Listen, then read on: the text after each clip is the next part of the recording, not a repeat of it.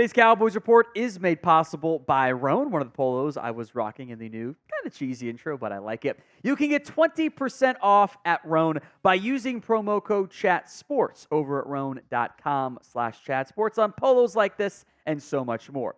Training camp is rapidly, maybe not fast enough, approaching for the Dallas Cowboys. Today's show, we're looking at the top roster battles on offense to keep an eye out for. Now, we're focused on the ones that are the most impactful. Short-term and long-term as well. That means probably we're less worried about who's your 10th or 9th offensive lineman and more who starts, who are your main key backups overall.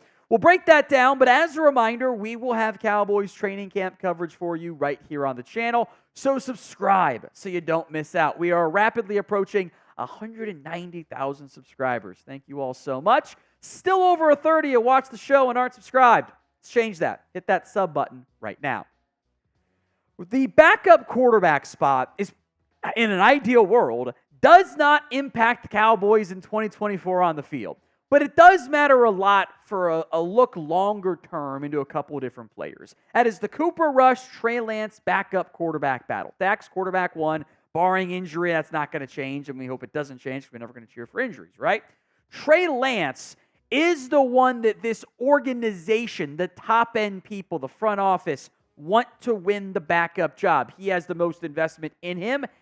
Contract-wise, money-wise this year, he's making more than Cooper Rush is. They traded that late fourth-round pick for him. He has all the perceived talent in the world, right? He was that top 3 pick, but he hasn't played much football. He's going to get every opportunity in camp and the preseason to show what he's able to do and prove he can be the backup quarterback. Frankly, if Cooper Rush is the QB2 to begin the season, that probably says more about Trey Lance than it does about Rush. Because we know what Cooper Rush is. He's a bus driver. And he's a good bus driver. He's not falling asleep at the wheel. He's able to, you can win games with him. He's never going to be able to consistently or even maybe all that often beat those playoff caliber teams. I think you're kind of capped out around 500 at best if Rush is your QB. But he's shown, hey, he cannot make critical mistakes in most cases. He can be the safe, steady option, the veteran backup quarterback who helps out the starter with some pretty good football IQ stuff there. So pick a backup QB. Who do you want to be QB2? Or who do you think is QB2? I think we all want Lance. Who do you think wins that job? TL for Trey Lance, CR for Cooper Rush. It is the pinned comment on today's show. So if that ad comes on YouTube, go vote at the pinned comment. Let's go to wide receiver 3, which is probably going to be target getter number 4 behind CeeDee Lamb, Brandon Cooks, and also Jake Ferguson at the tight end position. I think there are a handful of guys who are feasibly competing for this role.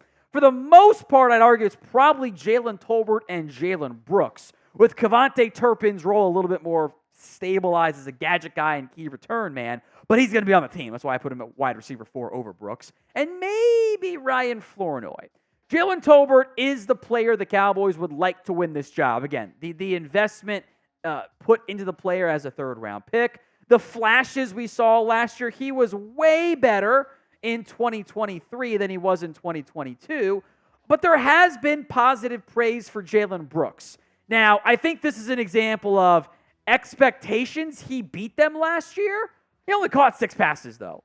So I do think we're a little bit over our skis in terms of how good Jalen Brooks was last year. But relative to expectations, he beat them, I would argue, pretty consistently across the board. And he was fairly stable in OTAs and minicamp in terms of not making mistakes.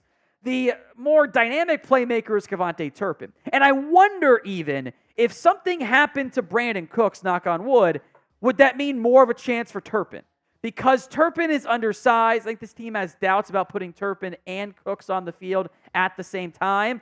Maybe you could utilize him as more of a vertical gadget threat type of playmaker, doing kind of like Tavon Austin was, frankly, if you didn't have Cooks on the field, but you're not going to bench Cooks. The wild card is Ryan Flournoy, the rookie out of Southeast Missouri, the Redhawks. Had a good 2022, good 2023. Has a different athletic size, dynamic profile than what the Cowboys have had previous to the spot. He's a more dynamic athlete, but he's also a small school player who needs time to grow.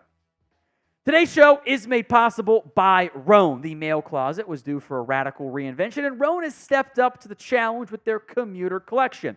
I am not a fan of wearing clothes that have big, ugly labels and logos. I don't care about that. I want it to feel good. I want it to look good and not be distracting. That's why I'm such a big fan of Roan. They have products for every occasion. World's most comfortable pants, dress shirts, quarter zips, and blazers. They look great as individual pieces and seamlessly together, of course. Their signature 4-way stretch fabric is breathable, flexible, and works everywhere from your commute to work to the 19th hole to the first tee, even. The commuter collection can get you through any workday and straight into whatever comes next. Head to roan.com/chatsports and use code chatsports. Save 20% off your entire order. That's 20% off your entire order when you head to RHONE.com/chatsports and use code chatsports. Upgrade your closet with the link and the promo code in the comments section and the description of today's show. Next up, and I'll expand a little bit here on the cheating back end there. Truly, the entire running back room is up for grabs. Now, Ezekiel Elliott, because of how much he's getting paid guaranteed-wise and just who he is for this organization, I'd be pretty shocked if he didn't at least make the team. But the roles of RB1, RB2, RB3, maybe RB4 if they keep a fullback, which, different conversation, that's all up for grabs here, folks. There's no guarantees with the way these contracts are set up and the lack of investment provided. Elliott is the most notable name on this list. He's had the most workload. He's also probably had too much of a workload. And I think the age has kind of caught up with him, and he's just not the same playmaker he was when I thought he was the best back in the NFL. These days, just not the same. But he's got the experience. I think Rico Dowdle flashed some things last year when he was given opportunities. I'd argue he probably should have gotten more opportunities than he got. But he's also had a history of not being able to stay healthy. Can he stay healthy this year? Can he become the RB1? Deuce Vaughn's fun. Our small king I will never stop loving out of the kindness of my heart, the bottom of my heart, whatever. But he's also kind of more of a gadget player. He's like the running back version of KaVontae Turpin. Can he really be a 250 carry back? Do you need him to be? Can he hold up in pass protection? Or is he going to kind of be just like the backup return man, running back, Lance Dunbar style player? Then there's Royce Freeman, who I think because of the signing of Ezekiel Elliott, we're very much overlooking. But Freeman helps on special teams, and an admittedly small sample size, he looked okay last year for the Rams. He's also a career journeyman. This is 5 teams in 5 years. That's not normally a good thing for backs. Guys like Snoop Conner, Malik Davis. I get we like Davis at times, but I think he's probably fighting more for a rush spot than a key role because the staff loves Dowdle more. I think these are your realistic options, and I'm even memeing a little bit with Deuce Vaughn. So who do you think ends up being RB1? EE for Ezekiel Elliott, RD for Rico Dowdle, RF for Royce Freeman, Spam Smole for Deuce Vaughn. Or if you think it's somebody else, maybe somebody not even on the roster, comment who you think that is. Let's go to the offensive line, the starting left tackle. Again, we want it to be Tyler Guyton. In an ideal scenario, Guyton and we'll come back to center are both manned by, or left tackle and center, which we'll go back to, are both manned by first-year players. Those guys handle the roles, they dive into it head first, and earn the job. That is not how the coaching staff is going to handle in terms of promising and guaranteeing them stuff. Guyton is a raw player coming out of Oklahoma. I think the traits are there. The skills need polishing. The Cowboys want Guyton to start. I don't know if he's guaranteed that spot. I think he wins it because the other options aren't great. Chuma Edoga is not reliable. That's the nicest way I can phrase it, frankly. Coaching staffs in general, especially guys that are on the hot seat, try to go with the player that's not going to make the critical mistake. The rookie can often make the critical mistake. He'll miss the assignment. You don't always want those growing pains when you need the reliability. Edoga's not reliable, though. He's blowing assignments left and right against Miami. I was unimpressed by him. He's also not, by the way, guaranteed a roster spot. Asim Richards was a 5th-round pick last year out of North Carolina. We saw him in the preseason. Flashes of good play. In an ideal world, Guyton starts week 1, and Richards steals the backup job from Chuma Edoga, and they move on from Edoga or make him their 10th offensive lineman.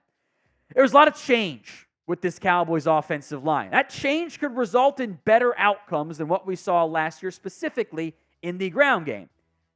It also could be a little bit choppy and rough early on.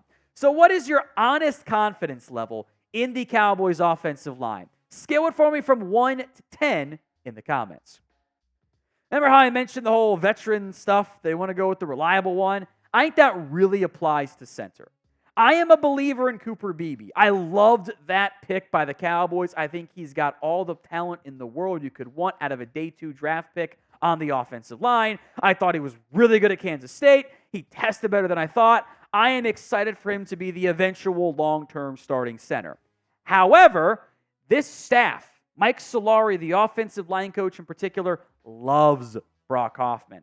I even think his run blocking grade from PFF was a little bit lower than what it needed to be. He's going to make this team. Beebe has to beat him out. I think Guyton has a better chance because I don't believe in Edoga. Even though I think Beebe is more pro-ready, I would not sleep on Hoffman finding a starting spot, at least to begin the season or at least early on. Not an accident, by the way, in all these videos. Dak's been doing the meat church stuff. Brock Hoffman was there. Not an accident. So do you want roster battles on defense? If you do, type me in the comments section.